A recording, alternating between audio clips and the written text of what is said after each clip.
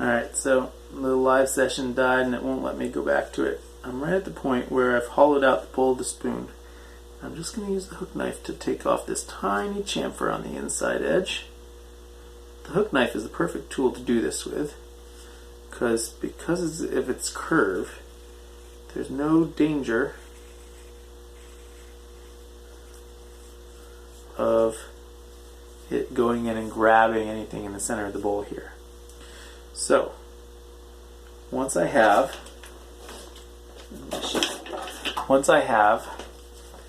that inner rim chamfer done, I take my Sloyd.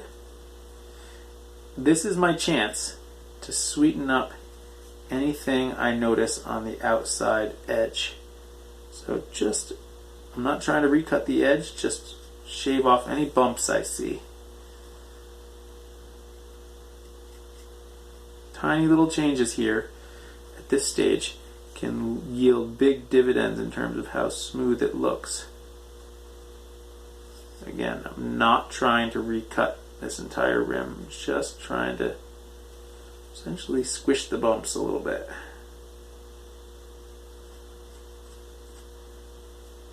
Okay, good, and one more spot right there.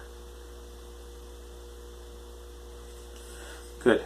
Now I'm going to trim down top rim here. Good. And top rim here. Notice how steeply angled my knife is to do this top rim. I'm not coming at it like this. I'm coming at it like this. That makes a big difference.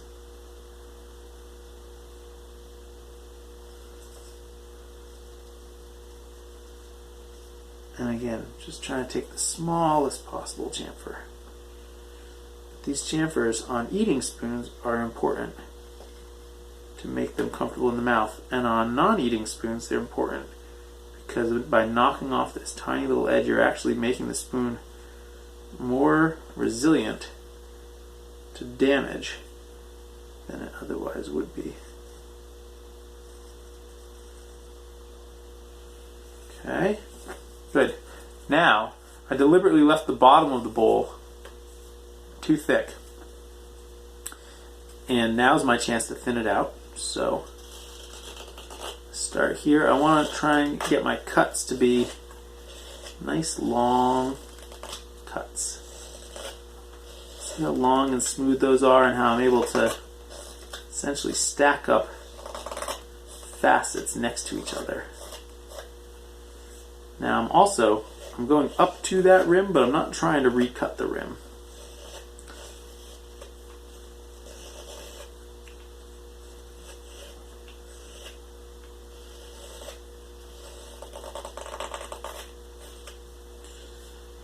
So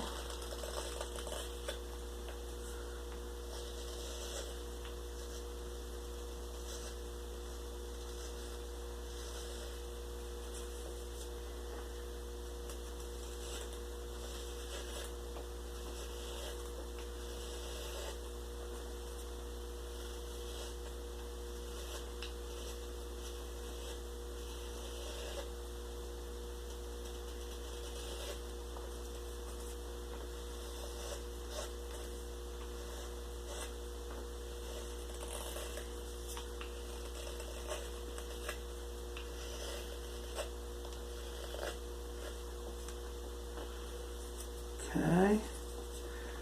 Now what I'm feeling for is I'm feeling with my fingers and thumb here. I want it to be thicker here and then taper as I go down to here. And I'll put it in my mouth and test, and I can tell that there's still too much material in the middle here. It could be thinner. Now, I don't want to make it too thin, but my experience tells me that I can make it a little bit thinner. This requires a great deal of control over the knife so that it's not going to dive too deep into the wood, and you're just shaving off the part that you intend to.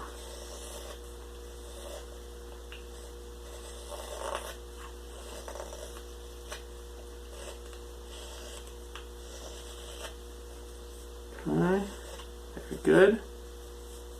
Oh, that's really nice.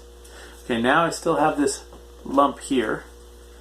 So I have to be very careful at this stage not to crush the bowl this way because it's delicate enough that it would be hurt.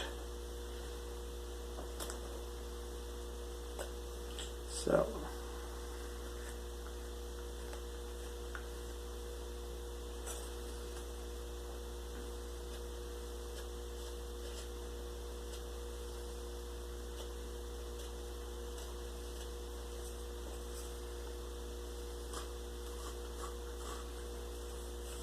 okay.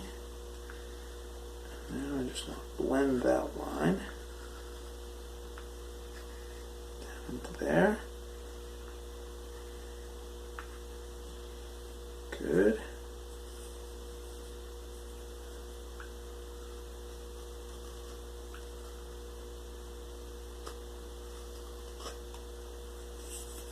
Okay, good.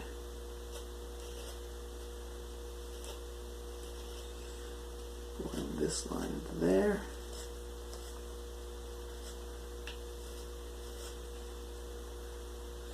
These back shoulders are always trickier to get nice and clean, but it can be done. Again, notice that I'm using just the tip of my knife here and a lot of twisting action.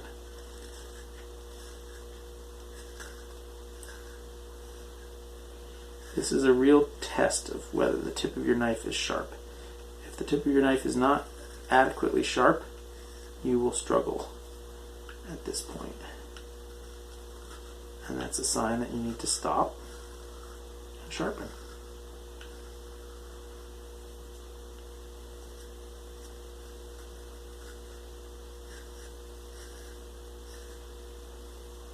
Okay.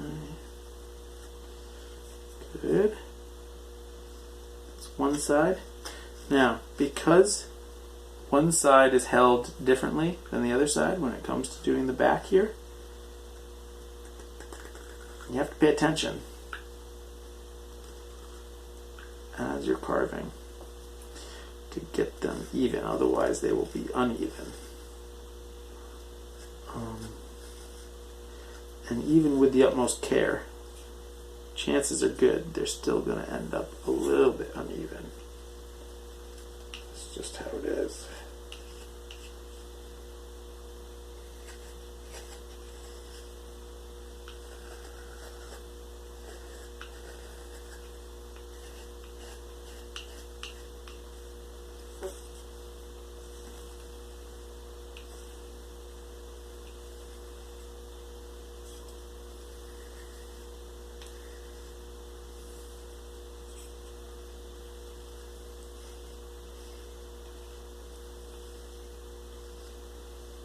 And again, a lot of this work is done with just the tip of the knife. I'm trying to make as long, smooth, sustained cuts as possible and have them overlap to create a rounded form. Just like this. Good. And now, oh yeah, that's good.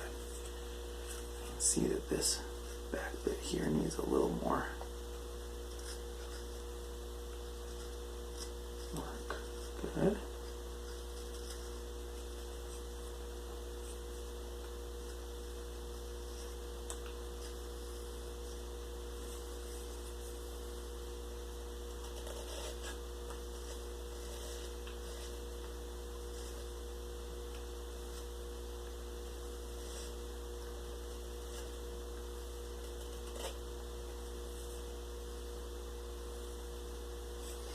And now the last step is to do a tiny little chamfer on the back corner here.